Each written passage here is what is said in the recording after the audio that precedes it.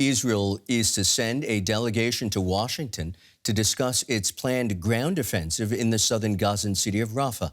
Israel's prime minister remains determined to move forward with the assault, despite the U.S. and others urging caution. America's top diplomat, Antony Blinken, is expected in the Middle East later on Wednesday for talks about a ceasefire. He's warned that the entire Gazan population is now facing severe hunger as Israel's war against Hamas drags on in the wake of the October 7 terror attacks. Nearly 6 months into Israel's war with Hamas, the UN is saying that the looming famine in Gaza is no accident. Hunger is spreading in a place which before never ever encountered hunger. So this is clearly a man-made,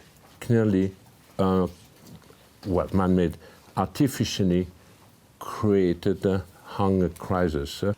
The Commissioner General tried to go to Gaza to assess the situation, but Israel refused to let him in.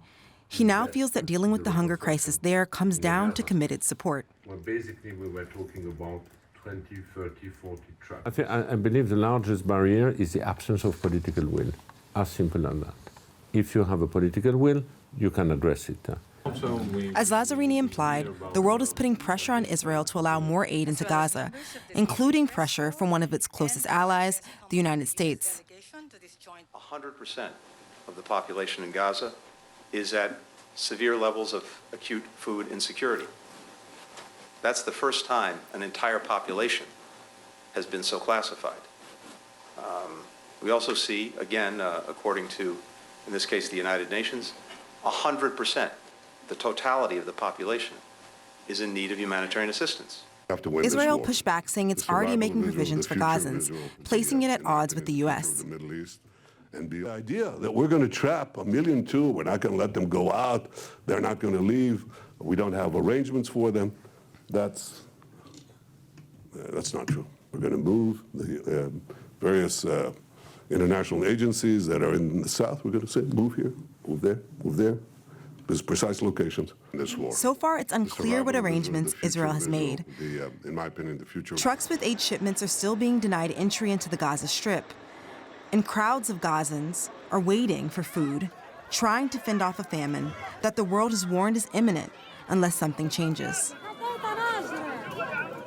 We should mention the humanitarian situation in Gaza already suffered a serious blow after several donor countries withdrew funding for the UN Relief Agency for Palestinians.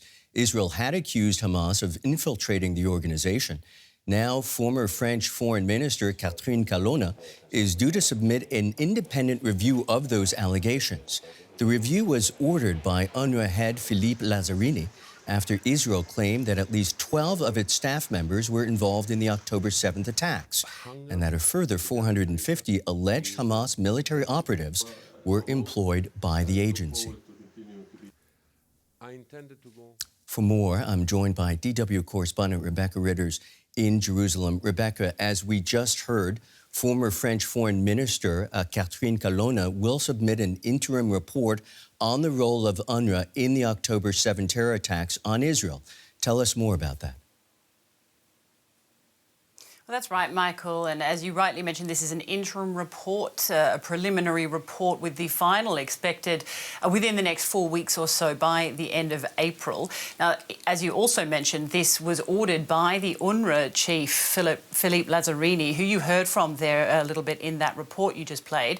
Now, he ordered that after Israel accused or alleged that 12 UNRWA staff members were involved in the October 7 attacks. Those accusations coming at the end of January, and that's when he ordered that report. Now, Philippe Lazzarini instantly dismissed 9 of those employees that were caught up in those allegations. 1 had subsequently died, and the identity of 2 was being looked into. But taking very swift action there, in fact, going against UNRWA's normal standard policy, which would be to suspend and investigate. But given the severity of the allegations and, of course, all the political rhetoric and all the, of course, the political situation surrounding those allegations, he took very swift action, called for this report. Now, Israel says a further 10% of UNRWA staff are Hamas supporters.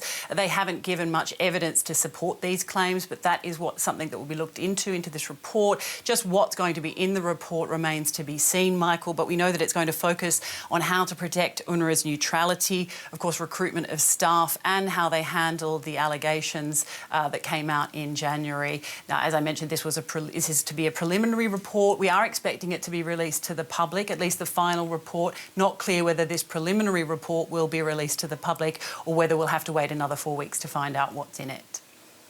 Rebecca, of course, the ongoing news is that Israel and the United States are openly disagreeing about this planned offensive on Rafah. An Israeli delegation is expected to visit Washington to discuss ways to avoid it. From what you're hearing, what does the U.S. reasonably expect of Israel? Yes, the US and Israel really at loggerheads with how the situation in Gaza is going to proceed. The US insisting that it is possible for Israel to achieve its military aims, which is, of course, to eliminate Hamas, to have the hostages released without actually having to go in and do a further ground incursion into Rafah. That is something that Israel vehemently disagrees with. They say that they are absolutely determined to push ahead. They've been saying that for some weeks now, even months.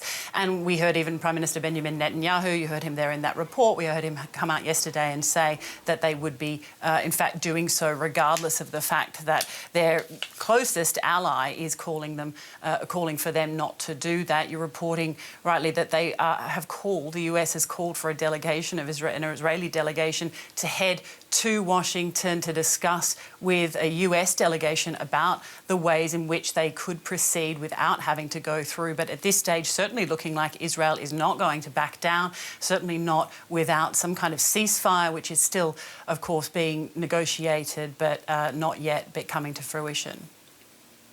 Rebecca, we have less than half a minute, but I do want to ask you this. The U.S. Secretary of State is making a new push to negotiate a ceasefire between Israel and Hamas. I'm curious, from your ground-level vantage point, is there still hope? There's always hope, Michael, and that's certainly what the families of the hostages maintain. They continuously come out and say, we maintain hope. What other choice do we have? Of course, hope isn't enough, and the negotiations are ongoing, but it's been some 5 months since the November ceasefire agreement and the first tranche of hostages that were released. So many, many steps still to go. We've come close during these negotiations, but, you know, it's not over the line until it's over the line. So hope maintains, but no sign of that coming to fruition yet. Understood. That's DW correspondent Rebecca Ritters in Jerusalem. Many thanks.